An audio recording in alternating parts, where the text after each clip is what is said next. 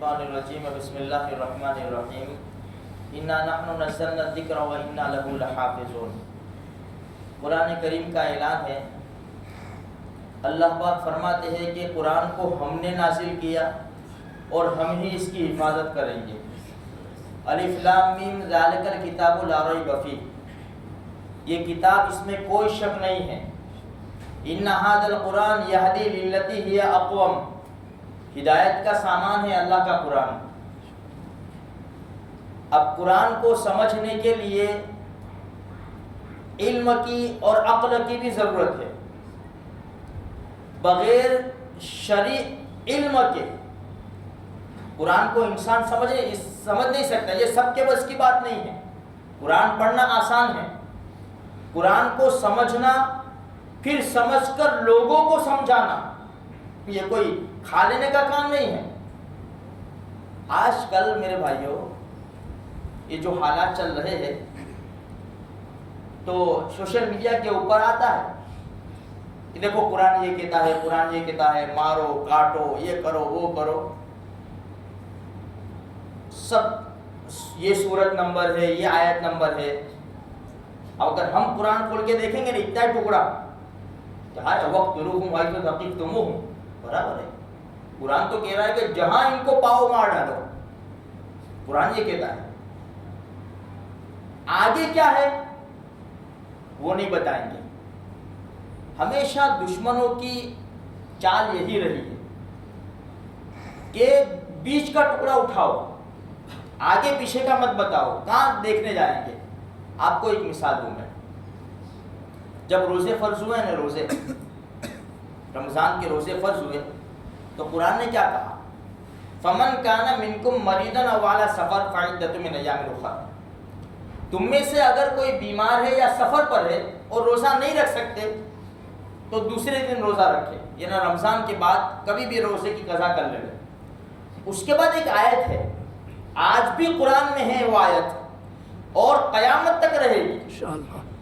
وَعَلَى الَّذِينَ يُطِيقُونَهُ فِدْيَةٌ طَعَامُ مِسْكِينٍ، یہ قرآن کی آیت ہے۔ جب روزے فرض ہوئے تو اس میں یہ کہا گیا تھا کہ جو روزہ رکھنے کی طاقت رکھتے ہیں اور ان کو روزہ نہیں رکھنا، بھائی نہیں رکھنا روزہ تو فدیہ دے دے، یہ حکم تھا قرآن میں۔ آج بھی آیت ہے، لیکن یہ حکم منسوخ ہوا کب؟ اس کے بعد والی آیت نازل ہوئی، فَمَنْ شَهِدَ مِنْكُمُ الشَّهْرَ فَلْيَصُمْ۔ یہاں کیا کہا کہ جو روزہ رکھنے کی طاقت رکھتے ہیں ان کو روزہ نہیں رکھنا، فدیہ دے دے۔ اس کے بعد ایک ٹکڑا آیا، فَمَنْ شَهِدَ مِنْكُمُ الشَّهْرَ فَلْيَصُمْ، یہ قانون آیا۔ جب یہ قانون آیا نا تو یہ قانون چلا گیا، منسوخ ہو گیا، لیکن الفاظ ابھی بھی باقی ہے قرآن کریم میں۔ اب ہم میں سے کوئی ایسا کہے یہ ٹکڑا صرف اٹھا دے، یہی ٹکڑا، وَعَلَى الَّذِينَ يُطِيقُونَهُ فِدْيَةٌ طَعَامُ مِسْكِينٍ، اس کو ہمیں سمجھنے کی ضرورت ہے۔ کیا مولوی صاحب روزے فرض ہے، روزے فرض ہے، روزے فرض ہے، روزے رکھنا ضروری ہے، رکھنے ہی پڑیں گے، قرآن تو یہ کہتا ہے۔ دیکھو دیکھو مولوی صاحب کیا کہہ رہے ہیں یار، قرآن کیا کہہ رہا ہے؟ وَعَلَى الَّذِينَ يُطِيقُونَهُ فِدْيَةٌ طَعَامُ مِسْكِينٍ، صاف ہے، صاف قرآن میں۔ تو ہم بھی دیکھیں بتا، ہاں یار جس کو روزہ رکھنے کی طاقت ہو نہیں رکھ سکتے تو نہ رکھنا ہو تو فدیہ دے دو، برابر ہے۔ لیکن آگے کیا ہے؟ پوری آیت کیا ہے؟ یہی دھاپ کھا رہے ہیں یہ لوگ جو سوشل میڈیا کے اوپر مار ڈالو نے، کاٹ ڈالو نے، نکال ڈالو نے، یہ جو کہہ رہے ہیں کہ قرآن ایسا کہہ رہا ہے۔ میں آپ کو بتاؤں، سورہ بقرہ 2 پارہ قرآن کریم میں آیت ہے، وَاقْتُلُوهُمْ حَيْثُ ثَقِفْتُمُوهُمْ، جہاں ان کو پاؤ مارو، وَأَخْرِجُوهُمْ مِنْ حَيْثُ أَخْرَجُوكُمْ، نکالو ان کو ایسے جیسے انہوں نے تمہیں نکالا تھا۔ اب کہاں گئی بات کہاں چلی گئی؟ پھر آگے قرآن کہتا ہے، تم کہتے ہو نا قتل کر ڈالو، قرآن کیا کہتا ہے؟ وَالْفِتْنَةُ أَشَدُّ مِنَ الْقَتْلِ،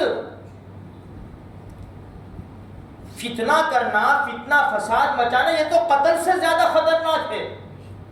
اصل میں یہ سب باتیں صلح حدیبیہ اور فتح مکہ وغیرہ کی ہیں، یہ سب باتیں 1400 سال پہلے کی ہے، ابھی ان کو سمجھ میں آ رہا ہے، اور یہ دنیا کو بتا رہے کہ دیکھو قرآن یہ کہہ رہا ہے کہ جہاں ملے مارو۔ بھائی ابھی کا حکم نہیں ہے یہ، ابھی نکالو ان کو یہاں سے. تو مسلمان تو ہر دیش میں بستا ہے اور قرآن کا ماننے والا مسلمان ہر دیش میں ہر ملک میں ہے. تو ہر ملک والا یہ عمل کرے گا تو مسلمان کے علاوہ دنیا میں پھر کون رہے گا؟ اچھا یہ جائیں گے کہاں؟ ان کو نکالو، نکل کے دوسرے دیش میں جائیں گے نا، تو دوسرے دیش میں بھی تو قرآن کے عمل کرنے والے ہیں نا. تھوڑا تو کھوپڑا صحیح رکھو یار. جو آیا بس ٹھوک ٹھوک ٹھوک ٹھوک. سمجھ میں آئی نا؟ اصل میں یہ ہے کہ تھوڑے ٹکڑے اٹھا لیتے اور اپنے آپ کو مشہور کرنے کے لیے دیکھو دیکھو قرآن ایسا کہتا ہے، قرآن ایسا کہتا ہے. ارے بھائی آج کی بات نہیں ہے، یہ 1400 سال پہلے کی بات ہے. نکالو ان کو جیسے انہوں نے تم کو نکالا تھا. اب یہ بات کہاں جاتی ہے؟ مکہ مکرمہ اور صلح حدیبیہ وہاں پر جا رہی ہے یہ بات، اور 1400 سال پہلے کی بات ہے. تو میرے بھائیوں ہمیں بھی علم کی ضرورت ہے، ہمیں بھی قرآن سمجھنے کی ضرورت ہے تاکہ باطل طاقتوں کو، دشمنوں کو ہم جواب دے سکیں. آج یہ لوگ ہمارے پاس ٹکڑے ٹکڑے لے کر آوے، ہم کو سمجھ میں نہیں آئے گا تو ہم تو قرآن کھول کے دیکھیں گے، یہ قرآن کی آیتیں بھی بتائیں گے، اس کا ترجمہ بھی ساتھ میں ڈالیں گے.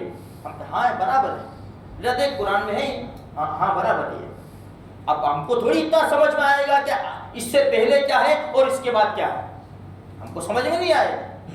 دنیا میں بھی اس طرح ہوتا ہے، پرچے جو نکلتے ہیں نا کاٹ چھانٹ کے ایڈٹ کرتے ہیں نا، وہ ویڈیو میں ہوتا ہے تو ایسا آگے پیچھے کر کے ڈال دیتے ہیں.